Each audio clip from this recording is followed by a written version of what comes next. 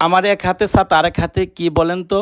জাতীয় ফল কাঁঠাল। পুরো কাঁঠালটাই আমি খেয়ে ফেলবো বাইকের উপর দাঁড়িয়ে, আপনারা দেখতে পারবেন। পুরো কাঁঠালটা কিন্তু একেবারে ছোট না, আমাকেই তো ছোট ছোট লাগতেছে। কাঁঠালটা কিন্তু মোটামুটি বড়। 130 টাকা দিয়ে নিছি, গরিব মানুষ, পকেট থেকে তুকায় টাকায় কষ্ট করে 130 টাকা মিল করে 130 টাকা কিনে একটু আগে, তারপরে এই যে বাইকের উপর দাঁড়িয়ে কাঁঠালটা এই যে শুরু করলাম। আপনারা মনে দেখলেন প্রথম যখন শুরু করছি, এই যে খাওয়া শুরু করে দিলাম, পুরো কাঁঠালটাই খেয়ে ফেলবো। আপনারা দেখবেন, আমার মনে হয় না এরকম আরেকটা বাইক পাগল পৃথিবীতে। অনেক ধরনের পাগল আছে বাইক পাগল, কিন্তু আমার মতো বাইক পাগল যে বাইকের সিটের উপর দাঁড়িয়ে এক হাতে ছাতা ধরে আরেক হাতে একটা একটা কোষ করে পুরো কাঁঠালটা খেয়ে ফেলবে, এরকম আরেকটা পাগল বাংলাদেশ না, মানে পৃথিবীর কোনো কান্ট্রিতে আছে কি না আমি জানি না। অন্যরকমভাবে আছে, কেউ বাইক নিয়ে আকাশে উড়ে বাতাসে উড়ে, কিন্তু এরকম কাঁঠাল খেয়ে ফেলবো এক হাত দিয়ে ধরে আর এক হাতে ছাতা রেখে, আমার মনে হয় না। যদি বেঁচে থাকি সামনের দিনে আরও নতুন কিছু দেখাবো, এই পাগলে আরও বহুত পাগলামি দেখাবে। যদি বেঁচে থাকি তবে বাঁচার আশঙ্কা খুবই কম। ইদানিং আমার 3টা শত্রু আছে, জানের শত্রু, বহুদিন যাবৎ শত্রুতা করে আসছে, আর আমি ধৈর্য ধরে আসছি। আমি শুনছি ধৈর্য যার রাজ্য তার। আমার রাজ্যর দরকার নাই, আমি শুধু বেঁচে থাকতে চাই। যদি ওরা মনে করে আঘাত অপমান অনেক করছি, একেবারে মেরে ফেলবো না, তাহলে বেঁচে থাকবো। আর সবচেয়ে বড় কথা, হায়াত মৌত এগুলো তো স্রষ্টার হাতে।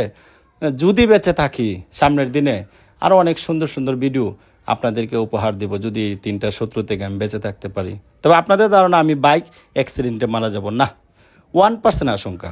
আর 99% আশঙ্কা আমার অপমৃত্যু হবে। ওই 3টা শত্রুর কোনো একটা শত্রু নিজে হাতে মারবে না, আমাকে মানুষ দিয়ে মেরে ফেলবে। কারণ ওরা ভাবতে পারছে বা মানে বুঝতে পারছে সামনের দিনে ইলিয়াস হয়তো প্রতিষ্ঠিত হয়ে যাবে বা একটা ভালো কিছু করে যাবে। আগে তারা হিংসা বিদ্বেষ আমার সাথে করতো, কিন্তু ইদানিং একবার বেশি করেই যাচ্ছে। আর আমি ধৈর্য ধরেই যাচ্ছি মৃত্যুর আগ পর্যন্ত। ধৈর্য আমি ধরেই যাব, আর তারা জলেই যাবে। তাদের কাজ হলো জলে যাওয়া, আর আমার কাজ হলো ধৈর্য ধরে নতুন কিছু করা। আপনারা দোয়া করবেন সামনের দিনের জন্য। আর যদি মইরা যাই, সবাই ক্ষমা করে দিবেন।